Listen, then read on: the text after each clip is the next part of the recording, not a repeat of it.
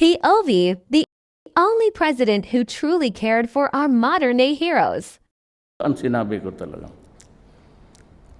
Kasi 1/3 ng halos mga anak ng OFW sa droga. That's the survey of government. Sabi ko,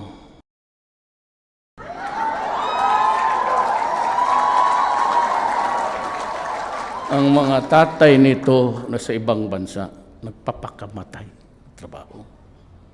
Ang mga nanay nito sa isang bansa, and sometimes they are rape, abuse, sinisikmura lang yan nila para na makapagdala ng pera sa Pilipinas.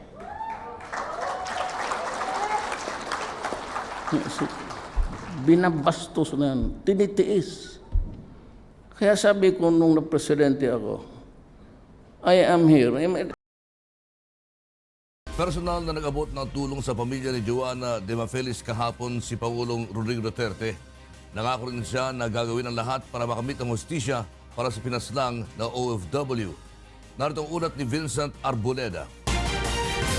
500,000 pisong financial assistance ang pinagkaloob ni Pangulong Rodrigo Duterte sa pamilya ng overseas Filipino worker na si Joanna de Mafelis nang natagpo ang patay sa loob ng freezer sa Kuwait. 250,000 pesos nito ay para sa death and burial assistance.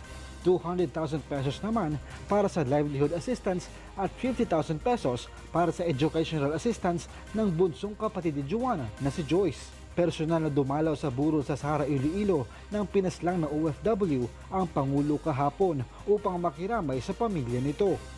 Sinabi rin ng Pangulo na tutubusin na ng pamahalaan ang naisadlang 3 ektaryang palayan ng pamilya de Mafelis.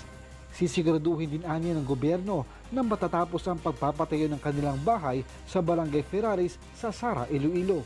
Isa-isa rin nakatanggap ng bagong cellphone ng mga kaanak ni Joanna. Nangako naman ng Pangulo na tutulungan niya ang pamilya de Mafelis na makamit ang hustisya at sasampahan ng kaukulang kaso ang mga employer nito oras na mahuli.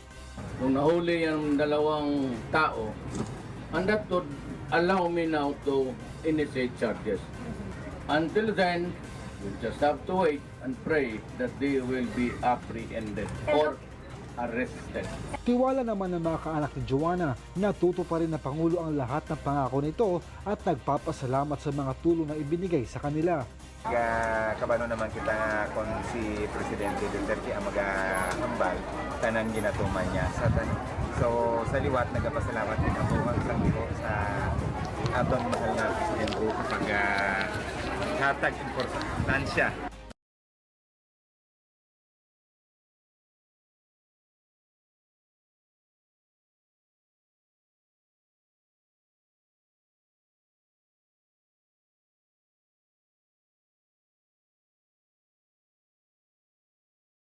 I am not a Filipino for nothing.